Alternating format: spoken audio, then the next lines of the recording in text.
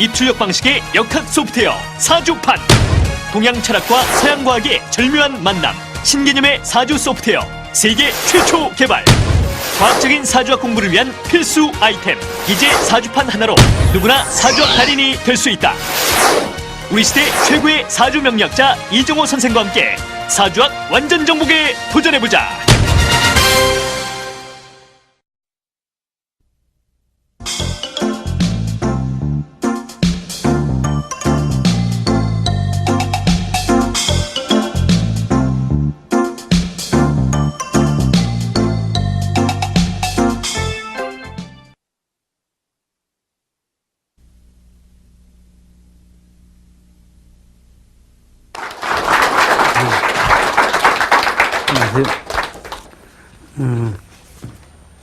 제가 지난 시간에는 이제 편인, 정인 설명을 하고, 오늘은 이제 소위 흉성 아니고 길성에 대해서 얘기할 건데, 그 길성이 그럼 다 좋은가? 그것도 안 좋은 게 많아요. 쓸 때 이제 비견을 썼고, 겁재가 있고, 이걸 한번 쓰고 다시 시작하죠.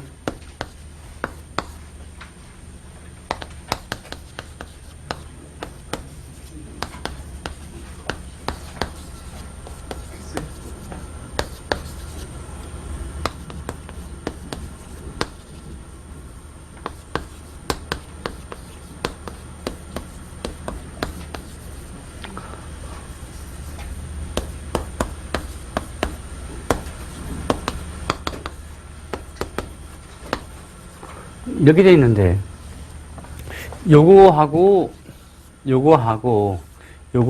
이게 흉성이 아니고 성격의 기질 때문에 그 단점을 제어하고자 겁재면 가장 필요한 게 정관이었고, 이런 말 했단 말이죠. 그 다음에 상관이면은 정인이 필요하고, 편관이면 식신이 필요하고, 편인이면 편재가 필요할 거다라고 했어요. 근데 이거를 심리적으로 분석을 해야지, 얘 있으면 얘 있으면 된다 하고 하면요, 이 답이 다 틀리게 돼요. 겁재에 정관이 있으면 제어된다라고 되어 있는데요. 나중에 사주 풀어보면요, 겁재면 비밀이 많죠?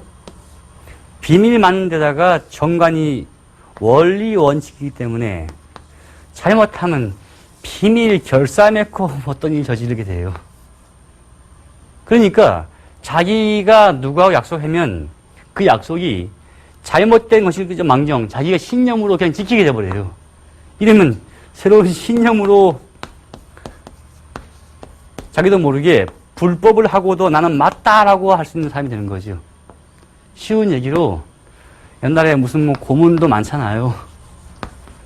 나는 이건 합법이다 싶으니까 인정을 무시해버리고 고문이고 뭐고 다 하는 거예요. 이제 법적으로 시키면요. 자기의 기본적인 양심을 버리고 다 하게 되는 거죠. 이게 잘 쓰이면 좋고 잘못 쓰이면 다 이상하게 돼요. 상관에 정인이 왔다. 아주 상관이 반항적이고 머리 좋죠? 창조적이고요. 거기에 정인이 와서 사람이 보기에 참 인자해 보인다. 이러면요, 많은 사람이 따르겠죠? 많은 사람이 따르는데 정인의 기질이 잘못 발휘돼가지고, 그래도 내 실속은 챙겨야 돼 하고 돈이 생각이 되면요, 잘못하면 사이비 교주가 돼버려요. 그러니까 하나가 다 좋은 거 아니에요. 사이비 교주 되면 또 많이 돈 벌잖아요. 그러니까 지금 이거를 심리 분석 잘 해야 돼요. 사실은 사주풀이는 거의다가 심리 분석이지, 심리 분석으로는 거의 10중 한 90% 맞게 돼요. 여기에서 자기가 어떻게 살아오는 교육이 바꿔줄 뿐이지 많이 맞게 되죠. 틀 방향은 보이게 돼요. 편관에 식신이 있으면 좋다라고 하죠. 편관의 기질이 아주 좀 강이네요. 그 다음에 아주 권위적이고, 강인하고 권위적이고 자기 조직에 대한 충성심이 강해요. 그런데 식신의 장점인 남한테 정을 베풀라고 있으면 좋은데, 이게 잘못 쓰여가지고 먹는 것만 밝힌다. 또 놀기만 유흥을 즐긴다 싶으면요. 강인함과 권력과 이런 걸 가지고 돈 가지고 맨날 노는 것만 해요. 접대만 받으려 하는 거죠. 일종의. 잘못하면 이게 된다는 얘기죠. 편관, 편제 얘기는 제가 얘기했어요. 편인, 편제 얘기요. 아주 좋게 되는데 잘못되면 사기성으로 튈 수 있다고요. 그래서 뭐 있으면 뭐가 필요하다 이런 얘기가 당신은 사주가 참 좋다라는 얘기가 참 좋아봤자 잘못 쓰이면 더 안 좋아지는 케이스가 되는 거죠. 그래서 사주 가지고 너무 이제 그 옛날 고문에서 얘는 흉성이니까 뭐가 필요하다 그런 말들을 그대로 따르다 보면요. 실제는 분석을 할 때 틀린 점이 많게 돼요. 저 사람은 분명히 잘 됐다.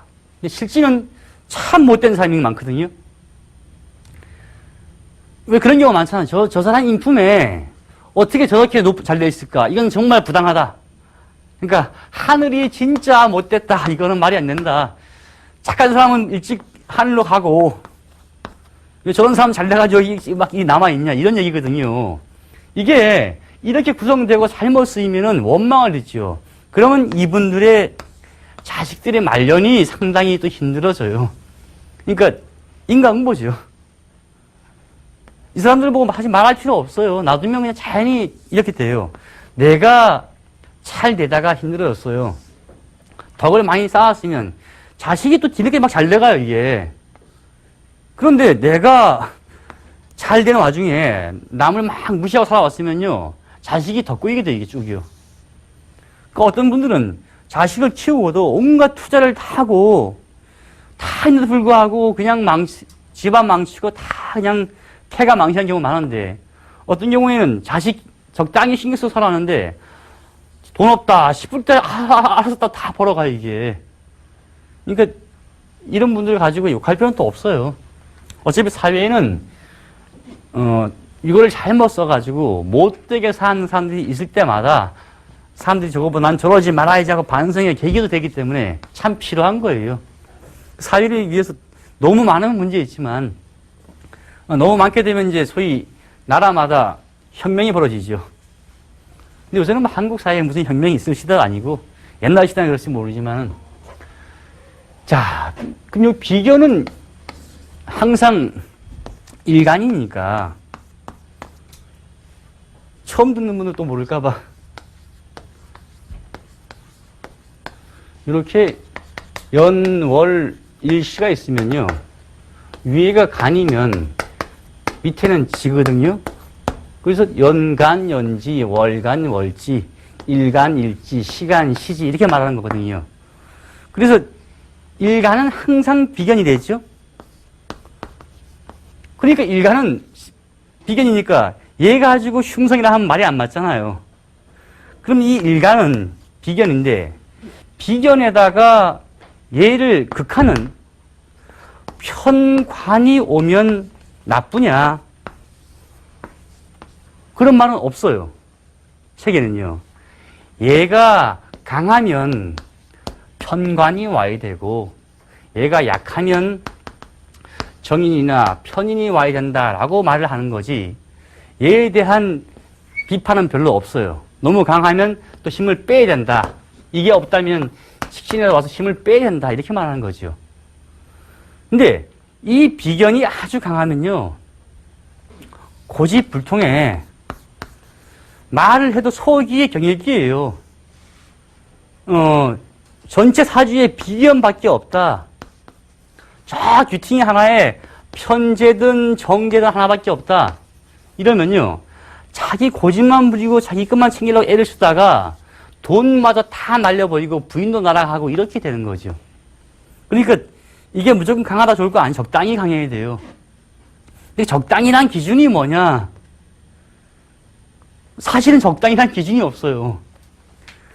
자기 욕심을 이만큼 부리는 것이 적당한 건지 이만큼 부리는 것이 좋은 것인지 그건 자기가 평가할 건데 살아가면서 자기 주위에 사람들이 많으면 아 나는 참 평탄하게 살아왔구나 보면 되고요. 내 주위에 사람이 별로 없다.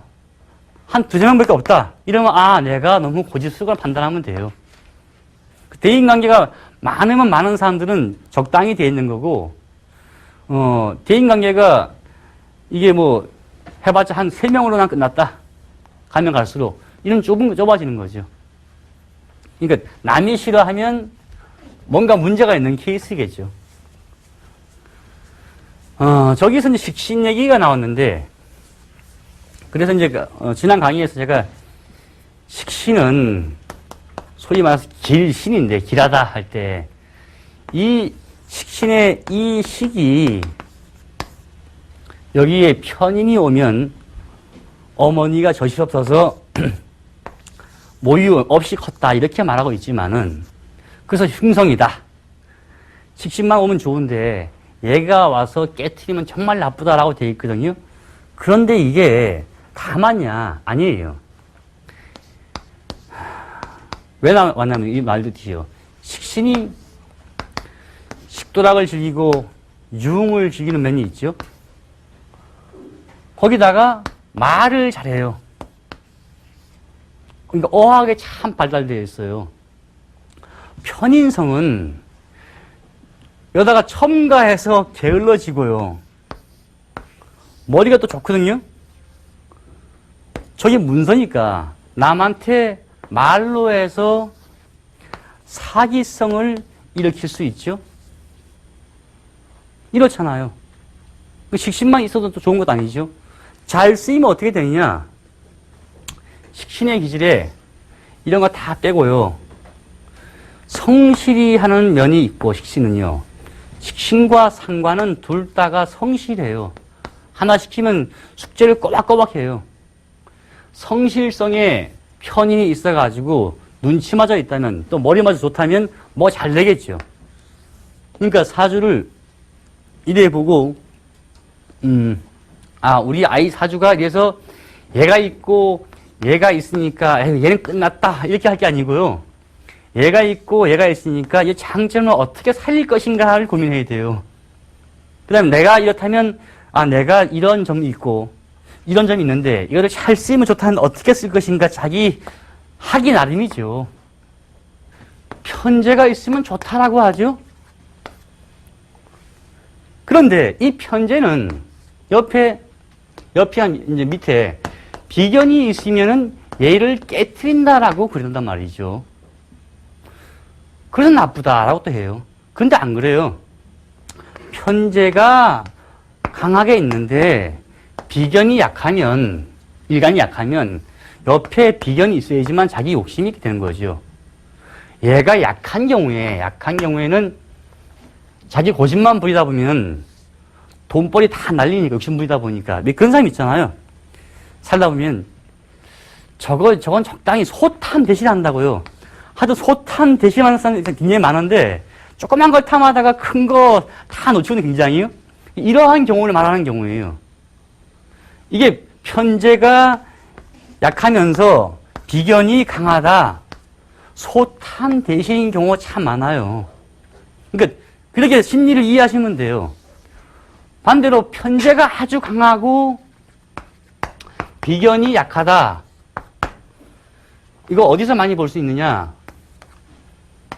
한국에 큰 백화점이나 큰 보석 가게 가면요.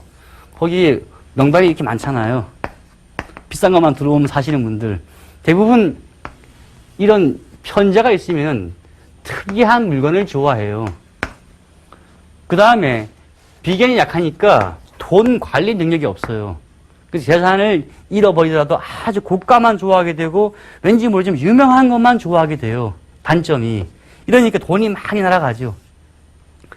일본 가니까 일본도 이런 경우 많은 것 같아요. 사실 일본 차들 좋잖아요. 근데도 얘네 불구하고 외국 차를 더 좋아해요. 외국에서 평가할 때는 더 좋은 일본 차인데 불구하고 그 일본 내에서도 외국 차를 끌고 다니면 참 좋게 본다고요. 그래서 쟤네들도 뭔지 모르지만 일본도 참 일간이 약한 종족이다. 소위 말해서 주관성이 참 결여된다고 나오더라고요. 한국도 좀 주관성이 좀 결여된다는 게 왜 그러냐? 저기 미국이나 유럽 같은 데 가면요. 지네들끼리 최고니까 자기네끼리 최고라고 쓰고 어디 뭐 중국 써 왔다, 메이드 인 코리아 아니면 저기 사방서 오면요. 일단 싸구려로 보고 싸겠다 싶어서 사요. 그냥 쓰다 버리지 뭐 하고. 근데 우리는 우리 거에 대해서도 잘 안 믿고 들어오면 참 좋아하잖아요. 이게 일간이 약한 종족이에요, 우리가 지금. 그럼 이거보다 좀 강해져야 되는데, 약하면 좀 국민성이 좀 강하게 만들어야 되는데, 저기 일본이나 한국이나 똑같이 맨날 약하다 보니까 혼자서는 말을 못해요. 떼거지로 말을 한다고요. 독도 가지고도 걔네들이, 일본 애들이 한 명이서 말하는 게 아니에요. 떼거지로 말을 해요, 항상. 그러니까 이제 이 당당함이 좀 없는 거죠. 그래서 저 편제에 대한 문제, 하긴 뭐 장사할 때는 저게 참 도움이 돼요. 어떤 도움이 되느냐. 대개가 남자가 있고 여자가 있으면요. 남자는 사주 구성을 보면은 10 중에 한 7 정도가 일간이 강하게 나와요. 똑같은 편제가 강한 사람이 있는데 남자는 한 7 나오거든요. 그러니까 남자는 주로 좀 비견이 강한 사람이 많겠죠. 통계적으로 볼 때. 여자는 좀 약한 사람이 많아요. 똑같이 편제가 강하다. 이런 경우에. 그러면 남자가 강하기 때문에 이 사람들은 잘 안 사요. 마음 약한 사람이 재물 관련 일 없어 사겠죠. 그래서 사치를 하고 유명 브랜드를 따진다가 주로 여성적인 분이 많은 거지 여자가 아니에요. 여성적인 분이 많은 거지 남성적인 분들은 자기 옷을 뭐 입고 있는지도 몰라요. 심지어는 자기 신발이 뭔지도 모르고 유명 브랜드가 뭔지도 몰라요. 근데 이게 이런 케이스에 많이 해당이 되죠. 단합뿐이 아니죠. 이런 사람도 있어야지만 장사가 잘 될 거 아닙니까? 그러니까 좋은 점도 많아요. 또 많이 이분들은 그런 데 많이 쓰는데 사회에다가 큰 기부를 한 사람이 있어요. 사업가들 보면요. 철저해요. 회사의 직원들 뭐 봉급 등등은 줄 만큼 주고 안 주다가 돈을 되게 아끼다가 갑자기 어디다 기부 100억 이런 분들이 있어요. 큰 사업가들이죠. 자기 건 안 쓰다가 이런 데 막 주니까 대단한 그건 있죠. 저기서 이제 그 나온 정제. 하여튼 참 묘한 게 사주는요. 관은 편관, 정관 구분해놓고 편관은 흉성이다 말을 했는데 쟤는 다 좋다고 봐요. 그러니까 이게 한 800년 전 그 당시만 해도 돈이 최고였나 봐요. 그러니까 우리나라 시대가 양반 사회 아니에요. 양반 사회. 그러면 조선조에서도 이걸 따지면은 양반보다도 돈만 따지는데 한국은 이상하게 양반 기준이었고 중국에서는 원래 이 테마 기준은 돈 기준이에요. 돈 많으면 최고예요. 그렇죠. 정제가 있으면 좋다고 했지만 제가 지나가게 뭐 구두쇠 얘기했죠. 이것도 구분이 일간이 비견이 강하고 비견이 약하고 차이에서 또 달라져요. 비견이 적당히 강하면 돈 관리를 잘하죠. 비견이 약하면요. 30년 동안 열심히 한 회사에 근무하면서 나가서 사업하기에는 좀 두려워한단 말이죠. 착 적금도 붓고 퇴직금 받고 다 했거든요. 그러다가 나와서 사업하려는 자신이 없어요. 누가 이거 해 저거 해 막 흔들면 흔들려서 그냥 거기 투자했다가 그냥 한몫에 이게 탕진하게 되고 갈 곳이 없다 이런 분들이 많이 있어요. 그래서 자기가 한 회사에서 봉급을 받으면서 한 30년을 쭉 살아왔다 싶으면요. 나는 일단 사업가의 큰 기준이 없구나 하고 판단을 해야 돼요. 특수하게는요. 그러니까 특수한 몇 명은 빼고는 나는 사업을 할 자질이 없다. 적금도 부었고 다 부었으면 이걸 가지고 꾸준히 연금을 받아보는 게 낫지. 사업할 생각했다가 잘못하면 다 날리게 돼요. 그러니까 어떤 분들은 회사에 근무할 때, 저기 비견이 어깨 견자지요? 회사에 근무하면 자기 동료가 많단 말이죠, 이렇게. 그러니까 자기의 그 일간이 정상인을 100으로 볼 때 한 60밖에 안 되다가도 이런 조직에 들어가면 왠지 막 힘이 나요. 그래서 자기가 왠지 100같이 보여져요. 나가서 사업하면 되겠지 했거든요? 이게 안 되거든요, 이게. 실질은 60이거든요. 조직 속에 있을 때는 왠지 더 강해진다고요. 혼자 길을 가다가 혼자 누구와 싸우면 사람이 힘을 겨우 한 80발이 하는데 친구 5명 있으면요. 한 명당 그냥 150을 발휘하게 된다고요. 이런 차이가 있거든요. 그 식으로 나는 어디 회사 근무하면서 난 정확히 내가 주관이 있었다라고 판단하는 사람들도 자기 부서 속에서 어떤 큰 대기업체 어떤 이름을 되게 뭐하고 어떤 큰 대기업 속에서 어떤 계열사에서 어떤 부서에서 수십 명과 같이 어울리며 살아왔다. 또 자기가 이 속에 있다 보니까 한 30년 근무하니까 밑에 뭐 과장 다 있어 부장도 있고 나는 왠지 힘이 있었단 말이죠. 자기의 힘이 있었는데 이 힘만 믿고 자기의 일간이 약한 건 몰랐단 말이죠. 나와서 사업 페이지하고 혼자 딱 하려고 보니까 갑자기 막 흔들려요. 누가 와서 뭐 하자니까 해봐 하고 돈 냈다가 다 날리게 하는 이런 케이스예요. 그래서 조직 속에서는 약간의 일간이 약한 사람은 같이 어울리면 강해져요. 그러나 일간이 강한 사람은 단점이 뭐냐? 조직 속에서 움직일 때 더 강하게 돼버려요. 그러면 이러한 분들은 실제로 한 10년이나 한 15년 근무하다 보면 나올 수밖에 없는 상황이에요. 아니면 고속 승진을 하거나. 그러니까 이미 이런 사람인 경우에는 나왔거나 아니면 고속 승진을 벌써 했어요. 그게 해당 사항이 없는 거죠. 평탄무난하게 30년 살아왔으면 30년 동안 교사 생활을 꾸준히 해왔으면 그냥 그걸로서 은퇴하고 연금 받는 게 제일 낫죠. 또 군생활 몇십 년 해왔으니 봉급 받는 게 제일 나은 거지, 연금 받는 게. 괜히 사업했다 보면요. 주머니에 담배가 또 값이 올라가지고 담배값도 없게 돼요, 진짜.